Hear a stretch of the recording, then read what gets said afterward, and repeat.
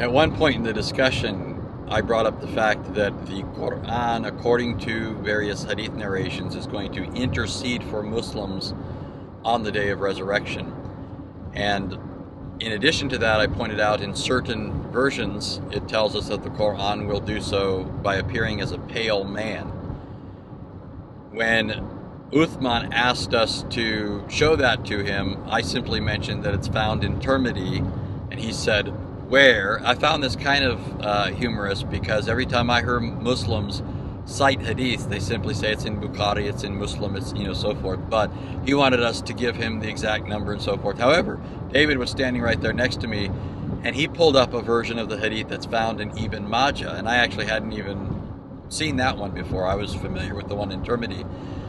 And when David brought this up, Uthman replied by saying, oh, no, that's a weak hadith. But then David pointed out to him what says right here in the Darussalam, it says it is Hassan. But in opposition, Shaykh Uthman kept insisting, no, it's weak. Here is the clip of Shaykh Uthman where you can see him saying, no, it's not Hassan, it's weak, it's da'if, it's not to be trusted. So you've said the fact that Christ, the second person of the Trinity, Son of God, by virtue of becoming human and crying out to the Father, that there's a problem with that, a logical problem, and that's not something that Islam has to do with. Now, number one, I don't think that's a logical problem, but number two, I also don't think that's true Islamically. So I'd like you to tell me where I may have that wrong. I don't think I do, but I grant that you're the Imam, right? So, my understanding, which I have from other Muslims, which is part and parcel of why I hold that, and have read in the Islamic sources, that the Quran itself does intercede for Muslims, or will, on the Day of Judgment, right? The Quran will appear as a pale man and will say that he was the Muslim's companion in life and will intercede for him. Is that not correct? Can you give me a reference for that? That's in the hadith. Which hadith? Seriously, you don't think I'm going to go back? I mean, like, I don't know. Are you saying that's not in the hadith? That is not in any authentic hadith that I've ever read. So you'd say it's not authentic? Can I finish? Oh, that's fine. If you say it's not authentic, Hold on, take it easy. So, to say the Quran will appear as a pale man, and what did you say it would be with the Quran will intercede for Muslims and will say that it as a pale man? Well, that's in a Tirmidhi hadith, for example. Let's I can look for it. Let's look for it. No, hold on. Because see, I like to discuss on evidences. So can I find a hadith in a Tirmidhi that says the Quran will be a pale man? Let's just find that, and then I will explain from there. Okay, so, but that kind of misses the point that I'm making. You're focused on the pale man part, but I think you and I both know that it's classically Islamic to say the Quran will intercede. So let me explain the shifa of the Quran? Yeah, explain that. Excellent. The Quran is Kalamullah. You said. You told us that part. That's part of the explanation. Okay, Take it easy, Andy. Okay. The Quran that is read by us, when we read the Quran, that Kalamullah will be an evidence for us. Do you understand what I mean? That the fact that we stayed up at night and read the Quran will make shifa. It will be an intercession. It will not be asking Allah for help or asking Allah separately than anything. It is only the fact that that good deed will be an intercession for you. Like if you had read the actual hadith, it talks about the Quran and another hadith about the siyam, the fasting. Right? We don't say fasting by itself is an entity, but it's the deed that is that intercedes for you. So does the hadith say that the deed of reciting the Quran will intercede for you, or does the hadith say the Quran will intercede? Again, so this is the thing. When you say Al-Quran was Siyam, these two will be shifa. They will be an intercession. Right? So what does that mean? That it is that deed of reading the Quran. Do you understand what that means now? I understand what you're claiming. That's just not what the so let's see says. I searched for it. The first one that popped up, I know it's in Tirmidhi, but the first one that popped up was in Ibn Majah.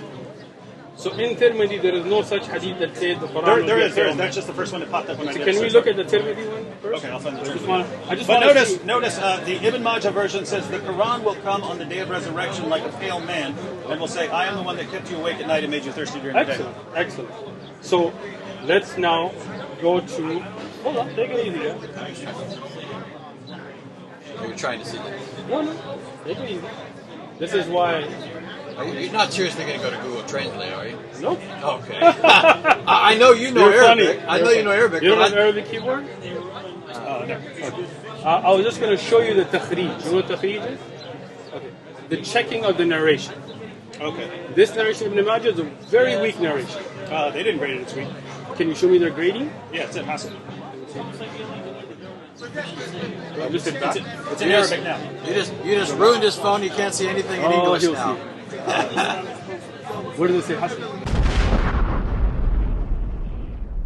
No, this is Darus Salam's grading, right? So this is not Sunnah.com, just a website. Okay? So Darussalam. Darussalam is a publishing house, right? But that's not the grading. Yeah, but they give the rating according to hadith scholars, right? They're not just making it up. No. So we need to. I know this hadith, and that's why I was telling you, right? And I can show you the weakness in it if you like. Darussalam is a publishing house, not a scholar itself, right? Their grading by itself is not a hujjah, it's not an evidence. You have to look at the evidence from the scholars of hadith. That's not what I'm saying.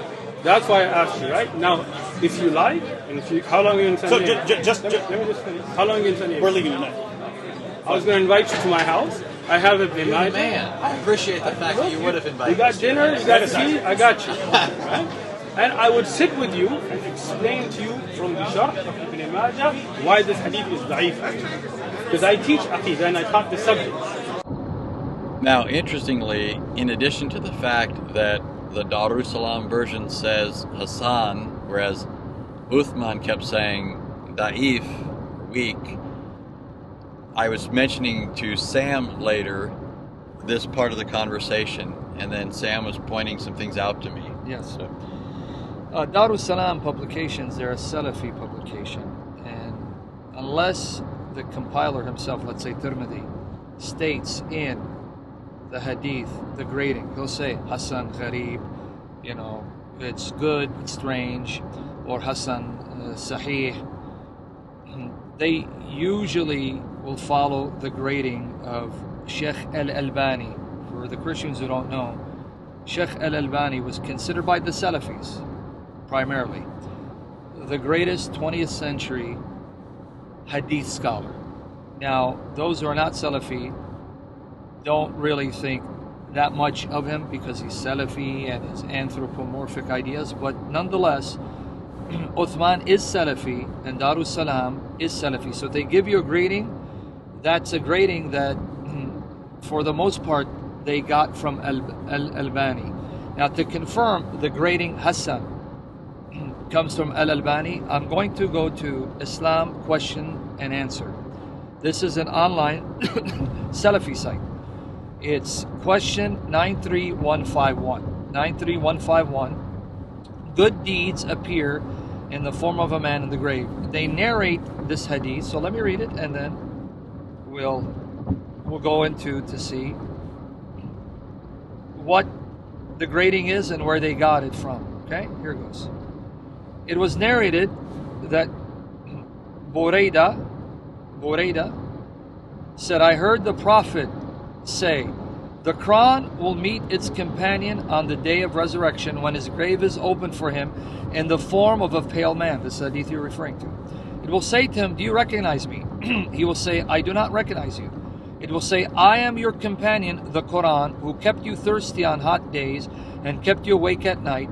Every merchant benefits from his business, and today you will benefit from your good deeds. He will be given dominion in his right hand and eternity in his left, and there will be placed on his head a crown of dignity, and his parents will be clothed with priceless garments, the like of which have never been seen in this world. They will say, why have we been clothed with this? It will be said, because your son used to recite Quran. Then will be said to him, recite and ascend in the degrees of paradise, and he will continue to ascend so long as he recites, either at a fast pace or a slow pace. Now, narrated by Ahmad in Al-Musnad and in Ibn Majah in Al-Sunan. That's the one that David brought up, right? Classed as Hassan by Al-Bayhaqi, considered one of the greatest Muslim scholars of the past, in Al-Zawaid, and by Al-Albani and in Al-Silsila Al-Sahiha. So who graded it, Hassan? Al-Albani. So again, for those who don't know, typically, normally, when Darus Salam give you a grading, they're getting it from Al-Albani. So just wanted to be clear on that. Yeah, so it's interesting. It seems to me that when Muslims are in a particular situation, and I've noticed this with quite a number of Muslims, sometimes they'll just say, the hadiths are not all valid. They won't necessarily say that particular hadith. They want to try and skate by, right, without making any specific statement. Just say some hadiths are weak and not trustworthy, so we just need to, right now in our discussion, focus on the Quran, right? So in my experience, it's kind of like anytime I want to use a hadith, it's automatically valid, right? We just accept it. Anytime you want to use a hadith to talk about Islam, oh, well, that might be a weak hadith or what have you. Well, in this particular conversation, it seems to me that Shaykh Uthman knew that on the spot we're not going to be able to pull up a bunch of stuff and show all these Islamic sources and scholars who classify this as a valid hadith. And so off the cuff is saying, it's weak, it's da'if, and so forth. But he knows, he's got to know, that we could later leave and then look up and see all the different scholars who have, in fact, given it a rating as Hassan or otherwise.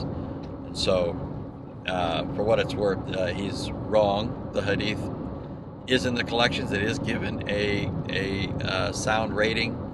And I don't know of any, I don't recall him saying anything about any scholars who rated it da'if, in fact.